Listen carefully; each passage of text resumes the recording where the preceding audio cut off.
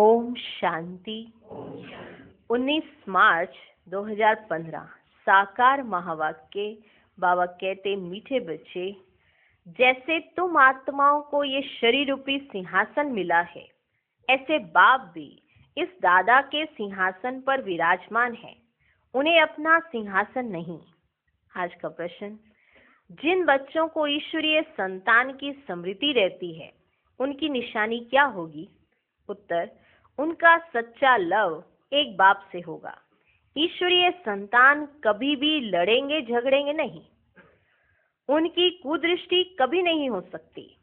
जब ब्रह्मा कुमार कुमारी अर्थात बहन भाई बने तो गंदी दृष्टि जा नहीं सकती। आज का गीत है, छोड़ भी दे आकाश सिंहासन। ओम शांति। 19 मार्च 2015 साकार महावाक्य। बाबा कहते, मीठे बच्चे, जैसे तुम आत्माओं को ये शरीर रूपी सिंहासन मिला है, आत्मा इस सिंहासन पर बैठी है।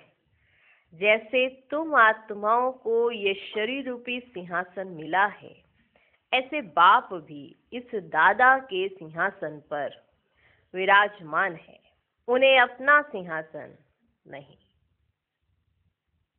माना शरीर, माना सिंहासन। आज का प्रश्न, जिन बच्चों को ईश्वरीय संतान की स्मृति रहती है, उनकी निशानी क्या होगी? उत्तर, उनका सच्चा लव एक बाप से होगा। ईश्वरीय संतान कभी भी लड़ेंगे झगड़ेंगे नहीं। उनकी कुदृष्टि कभी नहीं हो सकती। जब ब्रह्मा कुमार कुमारी अर्थात बहन भाई बने तो गंदी दृष्टि जा नहीं सकती। आज का गीत है, छोड़ भी दे आकाश सिंहासन, अब धरती पर आ जा रहे। ओम शांति। अब बच्चे जानते हैं, बाबा ने आकाश सिंहासन छोड़कर अब दादा के तन को अपना सिंहासन बनाया है। वे छोड़कर यहाँ आकर बैठे हैं। ये आकाश तत्व तो है जीव आत्माओं का सिंहासन। आत्माओं का सिंहासन है वह महतत्व। आत्माओं का सिंहासन है वह महतत्व, जहाँ तुम आत्माएं बिगड़ शरीर रहती थी। जैसे आकाश में सितारे खड़े हैं ना, वैसे तुम आत्माएं भी बहुत छोटी छोटी वहां रहती हो। आत्मा को दिव्य दृष्टि बिगड़ देखा नहीं जा सकता। तुम बच्चों को अभी ये ज्ञान है, जैसे स्टार कितना छोटा है, वैसे आत्माएं भी बिंदी मिसल है। अब बाप ने सिंहासन तो छोड़ दिया है। बाप कहते हैं, तुम आत्माएं भी सिंहासन छोड़कर यहाँ इस शरीर को अपना सिंहासन बनाती हो। वो महतत्व का सिंहासन छोड़ देती हो, फिर यहाँ आती हो तो इस शरीर को अपना सिंहासन बनाती हो। मुझे भी जरूर शरीर चाहिए। मुझे बुलाते ही है पुरानी दुनिया में। गीत है ना, दूर देश का रहने वाला आया देश पर आए। तुम आत्माएं जहाँ रहती हो, वह है तुम आत्माओं और बाबा का देश। फिर तुम स्वर्ग में जाते हो, जिसकी बाबा स्थापना कराते हैं। बाप खुद उस स्वर्ग में नहीं आते। खुद तो वाणी से परे वानप्रस्थ में जाकर रहते हैं। स्वर्ग में उनकी दरकार नहीं। वे तो दुख सुख से न्यारे हैं ना। तुम तो सुख में आते हो तो दुख में भी आते हो। अभी तुम जानते हो, हम ब्रह्मा कुमार कुमारियां बहन भाई हैं। एक दो में कुदृष्टि का ख्याल भी नहीं आना चाहिए। यहाँ तो तुम बाप के सम्मुख बैठे हो, आपस में बहन भाई हो। पवित्र रहने की युक्ति देखो कैसी है। ये बातें कोई शास्त्रों में नहीं है। सभी का बाबा एक है तो सभी बच्चे हो गए ना। बच्चों को आपस में लड़ना झगड़ना भी नहीं चाहिए। इस समय तुम जानते हो, हम ईश्वरीय संतान हैं। पहले आसुरी संतान थे, फिर अब संगम पर ईश्वरीय संतान बने हैं, फिर सतयुग में दैवी संतान होंगे। ये चक्र का बच्चों को ही मालूम पड़ा है। मालूम पड़ा है ना? मालूम पड़ गया? ये चक्र का बच्चों को मालूम पड़ा है। तुम ब्रह्मा कुमार कुमारियां हो, फिर कभी कुदृष्टि जाएगी नहीं। सतयुग में कुदृष्टि होती ही नहीं। कुदृष्टि रावण राज्य में होती है। तुम बच्चों को सिवाय एक बाप के और कोई की याद नहीं रहनी चाहिए। सबसे जास्ती एक बाप से लव हो जाए। सबसे जास्ती एक बाप से लव हो जाए। मेरा तो एक शिव बाबा, दूसरा ना कोई। बाप कहते, बच्चे अभी तुमको शिवालय में चलना है। शिव बाबा स्वर्ग की स्थापना कर रहे हैं।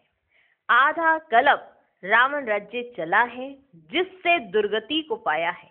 रावण क्या है, उसको जलाते क्यों है, यह भी कोई नहीं जानते। शिव बाबा को भी नहीं जानते। जैसे देवियों को सजा करके पूजा करके डुबोते हैं, शिव बाबा का भी मिट्टी का लिंग बनाए, पूजा आदि कर, फिर मिट्टी मिट्टी में मिला देते हैं। वैसे रावण को भी बनाकर फिर जला देते हैं। समझते कुछ भी नहीं। कहते भी हैं अभी रावण राज्य है, राम राज्य स्थापन होना है। गांधी जी भी राम राज्य चाहते थे, तो इसका मतलब रावण राज्य है ना। जो बच्चे इस रावण राज्य में काम चिता पर बैठ जल गए थे, बाप आकर फिर से उन पर ज्ञान वर्षा करते हैं, सबका कल्याण करते हैं। जैसे सूखी जमीन पर बरसात पड़ने से घास निकल आता है ना, तुम्हारे पर भी ज्ञान की वर्षा ना होने से कितने कंगाल बन गए थे। तुम्हारे पर ज्ञान की वर्षा नहीं हुई तो तुम कितने कंगाल बन गए थे। अभी फिर ज्ञान वर्षा होती है, जिससे तुम विश्व के मालिक बन जाएंगे। भल तुम बच्चे ग्रस्त व्यवहार में रहते हो, परंतु अंदर में बहुत खुशी रहनी चाहिए। जैसे कोई गरीब के बच्चे पढ़ते हैं तो पढ़ाई से बैरिस्टर आदि बन जाते हैं। वो भी बड़ों बड़ों के साथ बैठते हैं, खाते पीते हैं। कोई गरीब का बच्चा बैरिस्टर बन गया तो वो बड़ों बड़ों के साथ खाते हैं, पीते हैं, बैठते हैं। भीलनी की बात भी शास्त्रों में है ना। तुम बच्चे जानते हो, जिन्होंने सबसे जास्ती भक्ति की है, वही सबसे जास्ती ज्ञान आकर लेंगे। जिन्होंने सबसे जास्ती भक्ति की है, वही सबसे जास्ती ज्ञान आकर लेंगे। सबसे जास्ती शुरू से लेकर तो हमने भक्ति की है, फिर हमको ही बाबा स्वर्ग में पहले पहले भेज देते हैं। ये है ज्ञान युक्त यथार्थ बात। बरोबर हम ही सो पूज्य थे, फिर सो पुजारी बनते हैं, नीचे उतरते जाते हैं। बच्चों को सारा ज्ञान समझाया जाता है। इस समय ये सारी दुनिया नास्तिक है, बाप को नहीं जानते, नेति नेति कह देते हैं। आगे चलकर ये सन्यासी आदि सब आकर आस्तिक जरूर बनेंगे। आस्तिक जरूर बनेंगे। कोई एक सन्यासी आ जाए तो भी उन पर सभी विश्वास थोड़े ही करेंगे। मान लो कोई एक सन्यासी आ गए तो सभी उन पर थोड़े ही विश्वास करेंगे। कहेंगे इन पर बीके ने जादू लगाया है, उनके चेले को गद्दी पर बिठाए उनको उड़ा देंगे। कहेंगे गुरुजी तो चले गए हैं, अभी गुरुजी को हटाते हैं तो उनके चेले को गद्दी पर बिठाएंगे और उनको उड़ा देंगे। ऐसे बहुत सन्यासी तुम्हारे पास आए हैं, फिर गुम हो जाते हैं। यह है बड़ा वंडरफुल ड्रामा। अभी तुम बच्चे आदि से लेकर अंत तक सब जानते हो। तुम्हारे में भी नंबरवार पुरुषार्थ अनुसार धारण कर सकते हैं। बाप के पास सारा ज्ञान है, तुम्हारे पास भी होना चाहिए। आपके पास तो सारा ज्ञान है, तुम्हारे पास भी होना चाहिए। दिन प्रतिदिन कितने सेंटर्स खुलते रहते हैं। बच्चों को बहुत रहमदिल बनना है। बाप कहते अपने ऊपर भी रहमदिल बनो, बेरहमी नहीं बनो। अपने ऊपर रहम करना है, कैसे वह भी समझाते रहते हैं।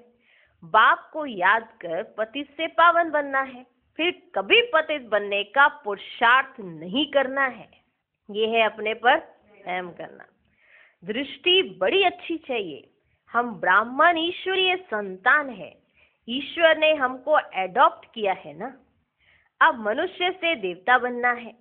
पहले सूक्ष्म वतनवासी फरिश्ता बनेंगे। अभी तुम फरिश्ते बन रहे हो।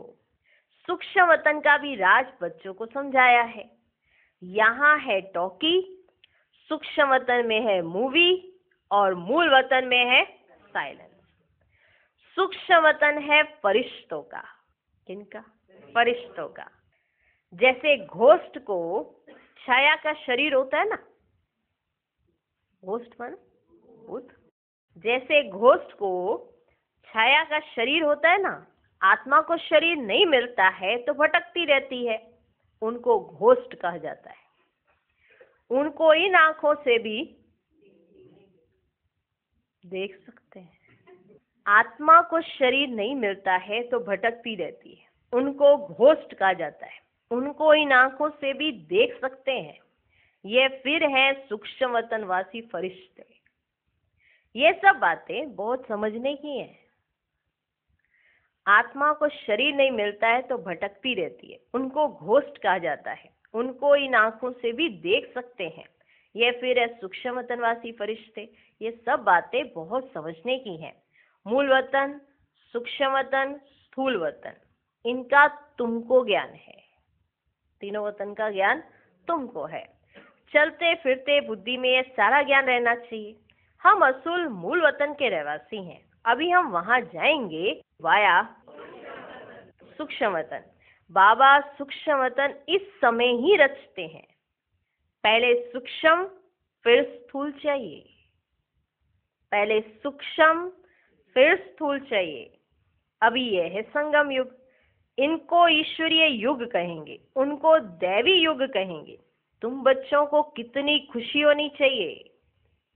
कुदृष्टि जाती है फिर ऊंच पद पा ना सके। अभी तुम ब्राह्मण ब्राह्मणियां हो ना, फिर घर जाने से भूल नहीं जाना है। घर जाने से भूल नहीं जाना चाहिए। ये नहीं कि यहाँ याद है और घर गए तो फिर भूल गए। फिर घर जाने से भूल नहीं जाना चाहिए। तुम संग दोष में आकर भूल जाते हो। भूलते हो तो संग दोष के कारण। तुम हंस ईश्वरीय संतान हो। तुम्हारी किसी में भी आंतरिक रग नहीं होनी चाहिए। तुम्हारी किसी में भी आंतरिक रग नहीं होनी चाहिए। अगर रग जाती है तो कहेंगे मोह की बंदरी। बंदरी में सबसे ज्यादा मोह होता है ना, वो अपने मरे हुए बच्चे को भी ऐसे अपनी उससे लगा के घूमती रहती है, तो वो उसका एग्जाम्पल है। हद में बुद्धि। किसी से हमारा लगाव है बहुत ज्यादा, किसी एक ही से लगाव है बस, आंतरिक रगें जुड़ी पड़ी हैं। तुम्हारी किसी में भी आंतरिक रग नहीं जानी चाहिए। अगर रग जाती है तो कहेंगे मोह की बंदरी। तुम्हारा धंधा ही है सबको पावन बनाना। तुम हो विश्व को स्वर्ग बनाने वाले। कहाँ वे रावण की आसुरी संतान, कहाँ तुम ईश्वरीय संतान। तुम बच्चों को अपनी अवस्था एक रस बनाने के लिए सब कुछ देखते हुए जैसे कि देखते ही नहीं है, ये अभ्यास करना है। अपनी अवस्था एक रस बनानी है तो सब कुछ देखते हुए जैसे कि देखते ही नहीं है, ये अभ्यास करना है। इसमें बुद्धि को एक रस रखना हिम्मत की बात है कि बुद्धि सब कुछ देखे पर कुछ देख ही नहीं रही है। इसमें बुद्धि को एक रस रखना हिम्मत की बात है। परफेक्ट होने में मेहनत लगती है। कोई सोचे मैं तो परफेक्ट ही पैदा हुआ हूं, तो ये सबसे बड़ी भ्रांति है। परफेक्ट होने में मेहनत लगती है। संपूर्ण बनने में टाइम चाहिए। कोई संपूर्ण ऊपर से गिरा नहीं है, बना नहीं है। हमें यहीं पर संपूर्ण बनना है। संपूर्ण बनने में टाइम चाहिए। जब कर्मातीत अवस्था हो तब वह दृष्टि बैठे, तब तक कुछ ना कुछ खींच होती रहेगी। इसमें बिल्कुल उपराम होना पड़ता है कि अगर आपकी एक सेकंड भी कहीं दृष्टि जा रही है तो उसी सेकंड आपको उपराम होना पड़ता है, माना उसी सेकंड ऐसे गई क्यों, पहले तो जानी नहीं चाहिए, और जा रही है तो 1 सेकंड में खींचो। इतना अपने आप को, बुद्धि को उपराम रखना पड़ता है। ये मेहनत है। जब कर्मातीत अवस्था हो तब वह दृष्टि बैठे, तब तक कुछ ना कुछ खींच होती रहेगी। इसमें बिल्कुल उपराम होना पड़ता है। लाइन क्लियर चाहिए। देखते हुए जैसे तुम देखते ही नहीं हो, ऐसा अभ्यास जिसका होगा वही उच्च पद पाएंगे। अभी व्यवस्था थोड़ी ही है। सन्यासी तो इन बातों को समझते भी नहीं है। यहाँ तो बड़ी मेहनत लगती है। तुम जानते हो, हम भी इस पुरानी दुनिया का सन्यास कर बैठे हैं। बस हमको तो अब स्वीट साइलेंस होम में जाना है, और कोई की बुद्धि में नहीं है जितना तुम्हारी बुद्धि में है कि हमको स्वीट साइलेंस होम में जाना है, और कोई की बुद्धि में नहीं है जितना तुम्हारी बुद्धि में है। तुम ही जानते हो कि अब वापिस जाना है। शिव भगवान उवाच भी है, वे पतित पावन लिबरेटर गाइड है। कृष्ण कोई गाइड नहीं। इस समय तुम भी सबको रास्ता बताना सीखते हो, इसलिए तुम्हारा नाम पांडव रखा है। तुम पांडवों की सेना है। अभी तुम देही अभिमानी बने हो। जानते हो अब जाना है कहाँ? वापिस। जानते हो वापिस जाना है, ये पुराना शरीर छोड़ना है। सर्प का मिसाल, ब्रह्मरी का मिसाल, ये सब है तुम्हारे इस समय के। तुम अभी प्रैक्टिकल में हो। वह तो ये धंधा कर ना सके। कौन? कोई और ये तो धंधा कर ना सके। तुम जानते हो ये कब्रिस्तान है, अब फिर परिस्तान बनना है। तुम्हारे लिए सब दिन लक्की हैं।